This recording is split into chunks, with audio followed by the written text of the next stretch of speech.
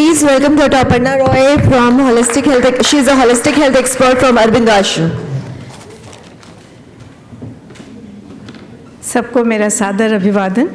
और स्वामी जी की उपस्थिति के बाद मुझे नहीं लगता मेरे पास कुछ है।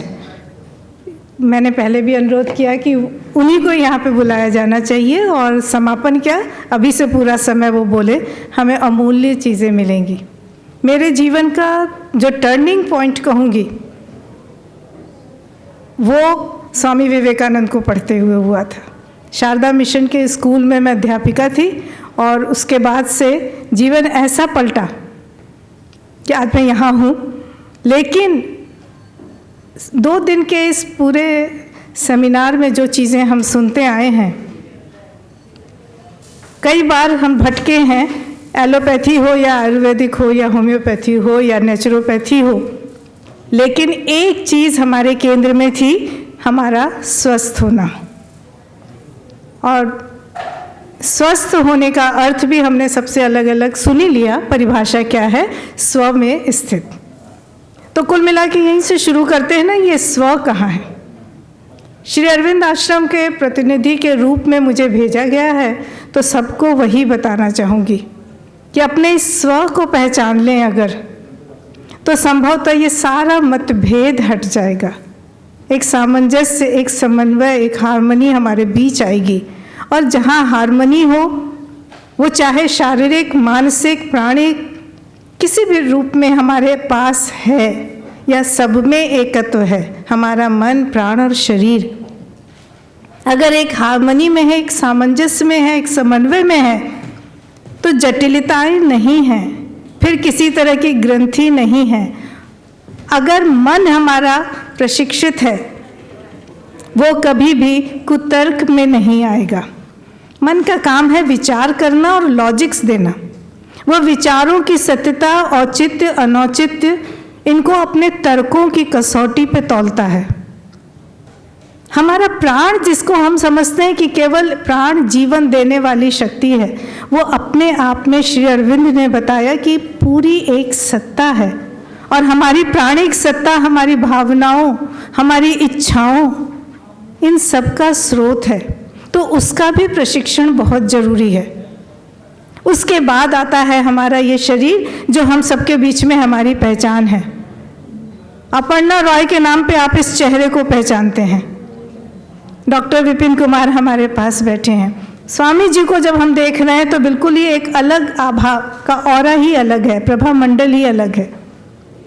तो ये शरीर कितना इम्पॉर्टेंट है। और ज़्यादातर चिकित्सा विज्ञान के समय हम शरीर को ही ध्यान में रखते हैं। उसके बाद हमारा मन आ जाता है और मनोविज्ञान हमारे ऊपर हावी होता है। उसमें हमने बहुत तरक्की कर ली। बहुत कम होता है जब हम अपनी प्राणिक सत्ता के प्रति जागरूक होते हैं, उसके बारे में भी सोचते हैं। तीनों का ही बहुत महत्व है। हमारी इच्छाएं किस सीमा पर नियंत्रित हो जाएं। एक सूत्र है हमारी आवश्यकता और हमारी आकांक्षाएं, हमारी इच्छाएं। आवश्यकता और इच्छा में बहुत फर्क है। Needs and desires. नीड्स शायद बहुत नहीं होती। एक पक्षी को देख लो, किस तरह से तिनके बटोरता है, शारीरिक परिश्रम वो भी करता है, और कहाँ कहाँ से दाना खोज कर लाता है, अपने बच्चों को वो भी पालता है। लेकिन हमारा तो अंत ही नहीं। हमारे तो 2 बच्चे हैं, हमारे 4 बच्चे हैं। हमारे बच्चे को बाहर भेज के पढ़ाना है, उसको इंजीनियर बनाना है, उसको डॉक्टर बनाना है। अपनी इच्छाओं को बच्चों तक भेजते चले जाते हैं। और अंत में यहाँ पे हमें एक बहुत बड़ा सूत्र फिर से मिलता है। हमारे यहाँ श्री अरविंद का दिया हुआ, या उनकी सहयोगिनी, योग पथ की सहयोगिनी माता जी श्री माँ मीरा अल्फांसे, जिन्हें हम सब श्री माँ कहते हैं, उन्होंने हमें कहा हर एक के जीवन का एक लक्ष्य होना बहुत जरूरी है। लक्ष्यहीन जीवन दुखद है। लेकिन साथ में हमें ये ध्यान रखना है कि तुम्हारा लक्ष्य जितना ऊंचा होगा, तुम्हारे जीवन का स्तर, तुम्हारी जीवन शैली भी उतनी ही ऊंची होगी। यानी जीवन को चलाने वाली जो चेतना है, जो हमारी कॉन्शियसनेस है, उसका उत्कर्ष, उसकी उच्चता बहुत महत्वपूर्ण है। और जब हम चेतना के उत्कर्ष की तरफ ध्यान देते हैं और जब हम उच्च चेतना के माध्यम से जीवन यापन करते हैं तो शारीरिक, मानसिक, प्राणिक हर तरह की निम्नता अपने आप मिटती जाती है, क्योंकि हमारा फोकस आरोहण की तरफ है, हम ऊपर जा रहे हैं।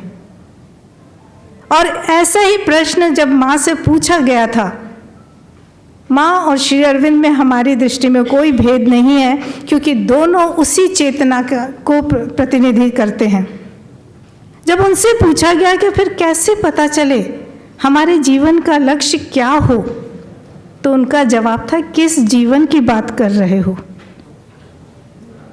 अगर सामान्य भौतिक, जो कि बहुत इंपॉर्टेंट है, भौतिक जीवन हमारा, ये सांसारिक जीवन, ये भी कम महत्वपूर्ण नहीं है। इसी का उत्कर्ष होना है, इसी का रूपांतरण होना है, इसी को दिव्य जीवन बनाना है। तो लेकिन अभी अगर हम सिर्फ सामान्य भौतिक जीवन की बात कर रहे हैं तो कर्तव्य पालन पर्याप्त है। हमें अपने कर्तव्यों का पालन पूरी सिंसियरिटी के साथ, पूरी ईमानदारी के साथ करना होगा।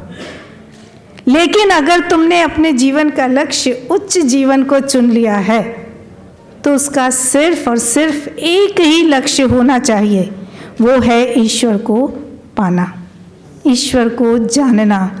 और लगातार उत्कर्ष इतना होना चाहिए कि हम अपने आप में ईश्वरत्व को प्राप्त कर लें, हम ईश्वर बन जाएं। वो ज़माना गया, दर्शन वहाँ समाप्त हो चुका है जहाँ हम केवल मोक्ष चाहते थे।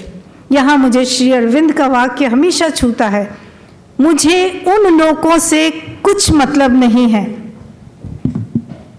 जो अब तक वर्णित होते रहे, मुझे इस पृथ्वी लोक को दिव्य रूप में रूपांतरित करना है। यानी सामान्य भौतिक शरीर जो है हमारा, इसको दिव्य शरीर बनाने का भी वो दावा करते हैं। हम ऐसा कर सकते हैं, हमें ऐसा करना चाहिए और हमें ऐसा करना होगा। एक वाक्य में अगर श्री अरविंद के इस योग दर्शन को, जीवन दर्शन को कहूँ तो दिव्य शरीर में दिव्य जीवन कैसे होगा? वो तभी होगा जब हम उच्च चेतना में रहेंगे। और इसके लिए एक उदाहरण दे सकती हूँ। श्री अरविंद आश्रम पौंडीचेरी के एक बड़े साधक थे MP पंडित जी, और उनके सहयोगी थे नवजात भाई। नवजात जी अपनी एक पुस्तक है उनकी, दिव्य शरीर में दिव्य जीवन, उसमें वे लिखते हैं, खास तौर पे महिलाओं को कहते हैं, क्योंकि आज ही कोई कह रहे थे नारी शक्ति। बिल्कुल, इस पूरी सृष्टि के सृजन के लिए शक्ति का निर्माण करना पड़ा था। हमारा काम है सृजन करना, लेकिन इसको स्वस्थ रूप में आगे बढ़ाने के लिए जब तक कि अतिमानस नहीं आता, जब तक हम उस ऊंचाई तक नहीं पहुंच जाते, स्त्री पुरुष, नारी और नर, इन दोनों को जब तक प्रकृति के साथ हमको चलना है, हम मजबूर हैं, हमें सहयोग देना होगा। तो नवजात भाई कहते हैं, महिलाओं से कह रहे हैं वो, कि कभी सोचा है, बहाने होते हैं कि हमें फुर्सत कहाँ, किससे फुर्सत पाना चाहते हैं हम? जीवन से, उसी को तो रूपांतरित करना है। वो कहते हैं कि हम मंदिर जाते हैं, बाजार से या कहीं से मिठाई का डब्बा लेते हैं, पुरोहित के हाथों में पकड़ाते हैं, वो पंडित 2 मिनट के लिए एकाग्र होकर भगवान की मूर्ति के सामने ध्यान करता है, और उसके बाद वो मिठाई का डब्बा या लड्डू का डब्बा लड्डू नहीं रह जाता, वो मिठाई मिठाई नहीं रह जाती, वो सिर्फ हमारे लिए प्रसाद हो जाता है। अगर हर महिला या कोई भी व्यक्ति किसी भी काम को करते समय, खास तौर पे महिलाओं का नाम लिया तो कहूँगी कि वे जब भोजन बनाती हैं घर में 1-2 घंटा, लाख नौकर हों आपके घर में, नौकर की चेतना वो नहीं होगी, उसका मनोभाव वो नहीं होगा भोजन बनाते समय, पर कम से कम आप अपने बच्चों को खिलाने का तो काम करेंगे। अगर उस समय आपकी एकाग्रता इस भाव में है, इस चेतना में है कि काश ये भोजन प्रसाद के रूप में मेरे परिवार के अंदर जाए। तो वो प्रसाद जब आपके घर के लोग लेंगे तो कैसे होगा? उनकी चेतना कहाँ जाएगी? उनके अंदर सब कुछ कैसे परिवर्तन होगा? तो कोशिश हमें ये करनी है कि अपने मन, प्राण, शरीर को प्रशिक्षित करें। इसके लिए हमारे अंदर एक और सत्ता है, हमारा साइकिक बीइंग, हमारा चैत्य पुरुष, जो जुड़ा है आत्मा से, और आत्मा तो है ही है परमात्मा का अंश। उसके संसर्ग में रहने का कोशिश करें, प्यार करें उसको, उसकी आज्ञा माने, और आपकी चेतना हमेशा ऊंचाई पर रहेगी। आप जरूर आगे बढ़ेंगे और हम जरूर सुंदर जीवन पाएंगे। धन्यवाद।